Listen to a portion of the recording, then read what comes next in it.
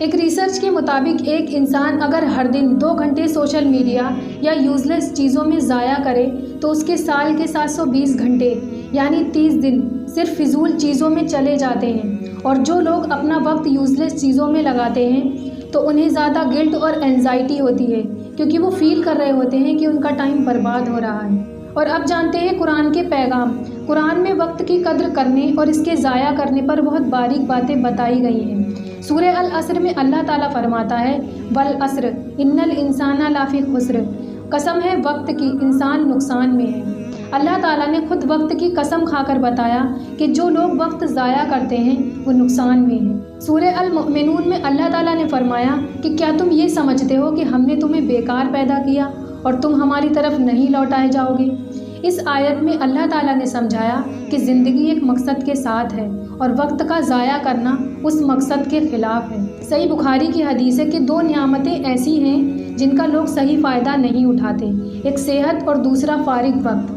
تو اس حدیث سے ہمیں یہ پتہ چلتا ہے کہ وقت ایک نعمت ہے لیکن لوگ اس کی قدر نہیں کرتے۔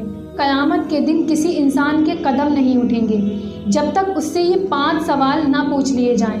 پہلا سوال کہ اپنی زندگی کس کام میں گزاری؟ ہماری پوری زندگی کا حساب ہوگا کہ ہم نے اپنی زندگی غفلت میں گزاری یا پھر اللہ کی رضا کے مطابق۔ دوسرا سوال ہے جوانی کس چیز میں لگائی؟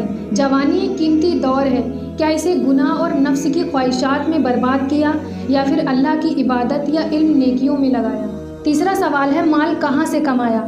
تمہارا پیسہ حلال طریقوں سے آیا یا پھر حرام راستوں سے؟ جھوٹ دھوکہ رشوت سے کمایا یا محنت اور ایمانداری سے؟ چوتھا سوال ہے مال کہاں خرچ کیا؟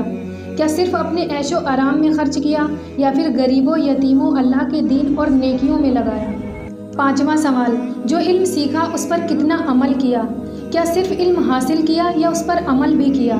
کیا دوسروں کو سکھایا یا پھر صرف دنیا کے فائدے کے لیے استعمال کیا؟ اس حدیث میں وضاحت ہے کہ قیامت کے دن ہر انسان سے اس کے وقت کا حساب لیا جائے گا۔ حدیث میں ہے کہ انسان کے لیے اسلام کی خوبصورتی یہ ہے کہ وہ بیکار چیزوں کو چھوڑ دے۔ یہ حدیث ہمیں سکھاتی ہے کہ جو چیزیں ہماری آخرت اور دنیا دونوں میں فائدہ نہ دیں تو انہیں چھوڑ دینا ہی بہتر ہے۔ وقت دنیا اور آخرت دونوں میں کامیابی کا ایک اہم نظام ہے۔ سائنس کہتی ہے وقت کا ضائع کرنا پروڈکٹیوٹی اور مینٹل ہیلتھ کے لیے نقصان دہ ہے۔ قرآن اور حدیث ہمیں سمجھاتے ہیں وقت ضائع کرنا ایک گناہ ہے اور قیامت کے دن ہر انسان کو اپنے وقت کا حساب دینا ہوگا۔ اب فیصلہ آپ کے پاس ہے کہ آپ اپنے وقت کی حفاظت کرتے ہو یا پھر اس عظیم دولت کو ایسے ہی ضائع ہونے دو گے۔